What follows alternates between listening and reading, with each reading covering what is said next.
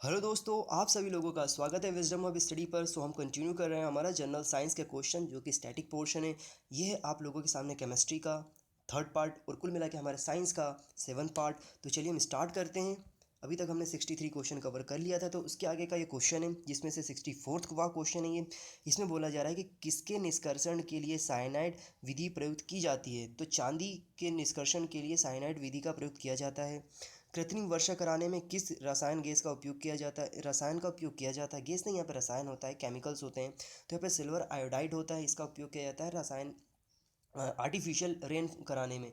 तो ये तो आपको पक्के तरीके से याद रखना है, क्योंकि जब दिल्ली में जो प्रॉब्लम्स आती है मतलब इन्वायरमेंट की और वहाँ पे जो वायु है उसकी, क्योंकि वहाँ पे बहुत ज़्यादा पोल्यूशन होता है, तो ये हमेशा न्यूज़ में बना रहता है। तो आपको याद रखना है ये वाली क्वेश्चन नंबर 65 तो, कि कृत्रिम वर्षा कराने में जो रसायन या केमिकल यूज़ किया जाता है वो सिल्वर आयोडाइड होता है।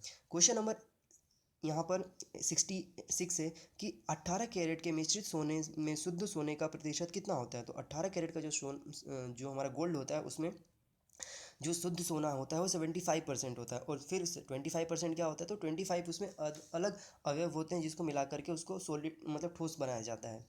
फिर क्वेश्चन नंबर 67 है कि सामान्य ट्यूबलाइट में कौन सी गैस भरी होती है। तो सामान्य ट्यूबलाइट जो होती है हमारी, जिसमें आर्गन और मरकरी वेपर्स भरे होते हैं, आर्गन के साथ मरकरी वेपर भरे होते हैं।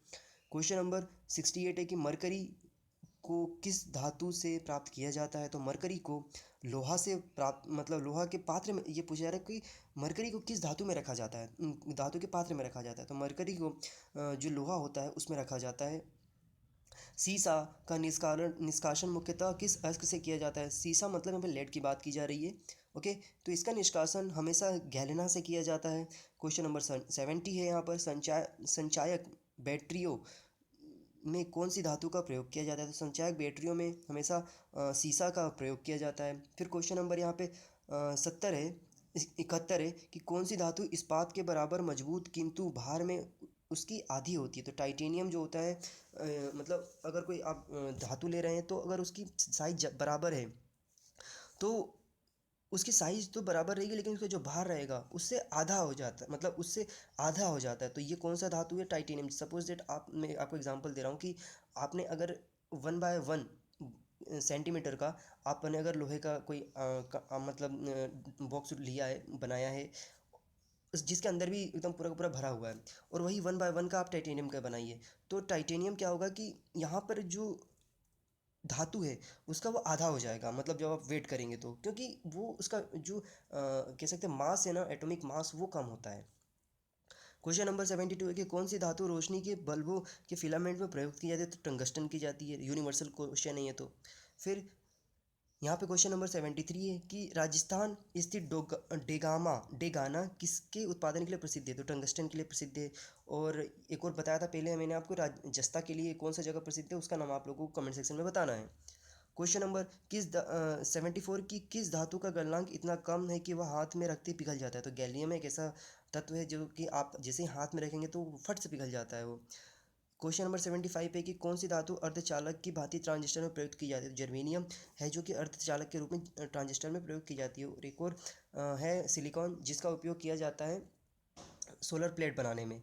क्वेश्चन नंबर 76 है कि नाभिकीय रिएक्टरों में न्यूट्रॉन नियंत्रण के रूप में क्या प्रयोग किया जाता है। तो कैडमियम या बोरॉन का उपयोग किया जाता है नाभिकीय रिएक्टरों में न्यूट्रॉन को नियंत्रित करने के रूप में। क्वेश्चन नंबर 77 है कि कौन सा तत्व स्टील में संरक्षण प्रतिरोध उत्पन्न करता है। तो निकेल होता है जो कि संरक्षण प्रतिरोध उत्पन्न करता है। क्वेश्चन नंबर 78 है, स्टील में कठोरता प्रदान करने के लिए किसकी मात्रा बढ़ाई जाती है। तो स्टील में मैग्नीज मिला देंगे आप तो उसकी जो हार्डनेस है वो बढ़ जाता है। क्वेश्चन नंबर 79 है कि किस रेडियोधर्मी तत्व मतलब रेडियो एक्टिविटी तत्व को की किरणों को कैंसर का उपचार करने में प्रयोग किया जाता है। तो कोबाल्ट जो होता है CO, इसका उपयोग मनुष्य के को जब कैंसर हो जाता है तो उसके ट्रीटमेंट के लिए इसका उपयोग किया जाता है कीमोथेरेपी प्रोसेस में। फिर नाभिकीय रिएक्टर के में ईंधन का काम क्या है। तो नाभिकीय रिएक्टर में जो ईंधन का काम है वो यूरेनियम है। क्वेश्चन नंबर 81 है यहाँ पर कि नाभिकीय ऊर्जा प्राप्त करने के लिए किस तत्व का प्रयोग किया जाता है, तो न्यूक्लियर एनर्जी की बात की जाती है। यहाँ पे यूरेनियम का यूज़ किया जाता है, U-238 का उपयोग किया जाता है यहाँ पर।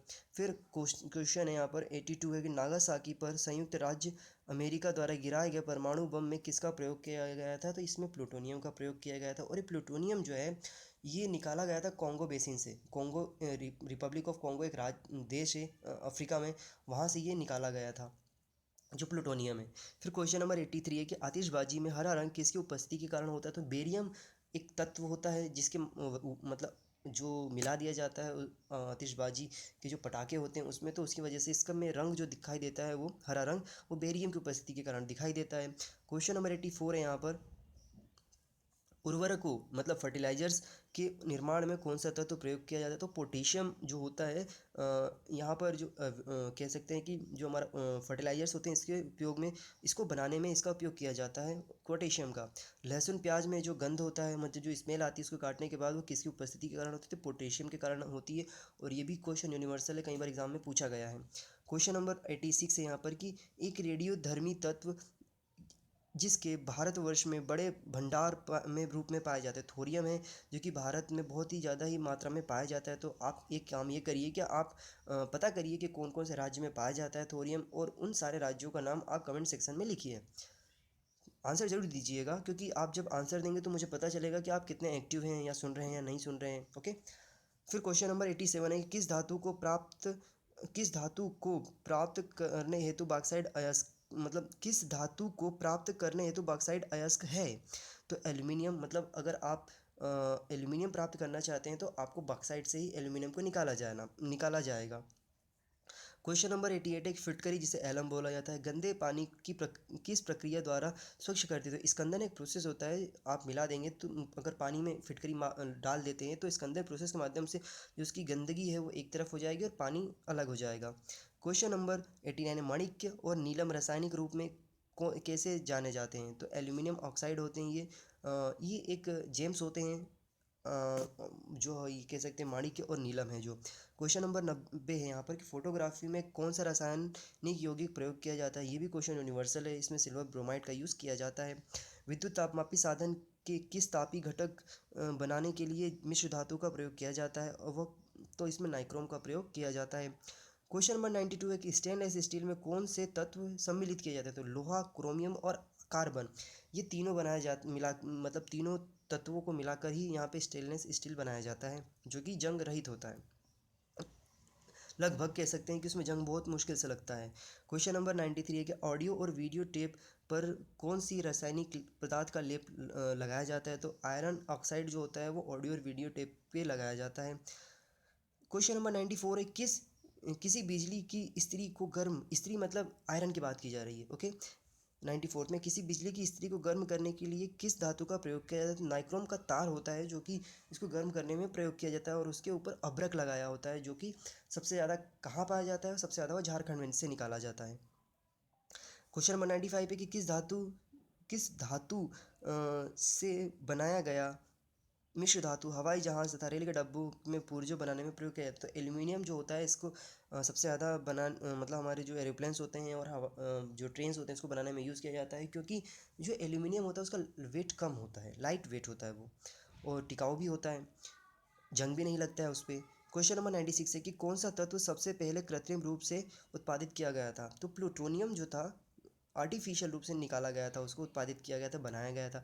तो प्लूटोनियम जो था सबसे पहले आर्टिफिशियल रूप से बनाया गया था, और इसी का यूज़ जो है हिरोशिमा और नागासाकी जो जापान के दो जगह है मुख्य रूप से औद्योगिक क्षेत्र थे 1945 के समय, तो उसमें जो यूज़ किया गया था सेकेंड वर्ल्ड वॉर में न्यूक्लियर बम गिराए गए थे वो प्लूटोनियम का ही था। क्वेश्चन हमारा 82 देख सकते हैं। ओके।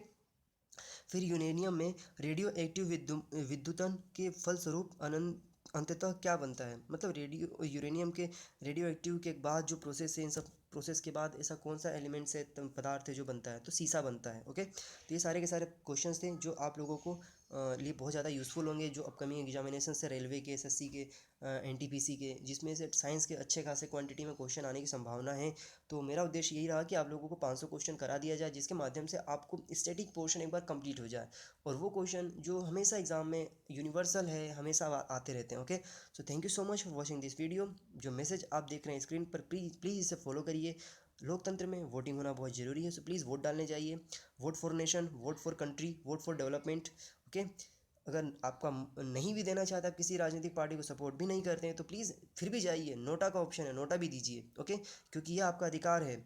और आप लोगों से एक संदेश मैसेज ये है कि आप मेरे दिए गए कोर्सेज़ को अनअकैडमी पर एक्सेस कर सकते हैं। वहाँ पे बहुत सारे कोर्सेज़ बनाए हैं मैंने, जो कि आप लोगों के लिए डिज़ाइन किए गए हैं, और बहुत ही जो भी एग्जामिनेशन से सभी में यूज़फुल होने वाले हैं। तो यहाँ पे लिंक प्रोवाइड कराई गई है, और मैं डिस्क्रिप्शन बॉक्स में भी आप लोगों को लिंक प्रोवाइड करा दूँगा।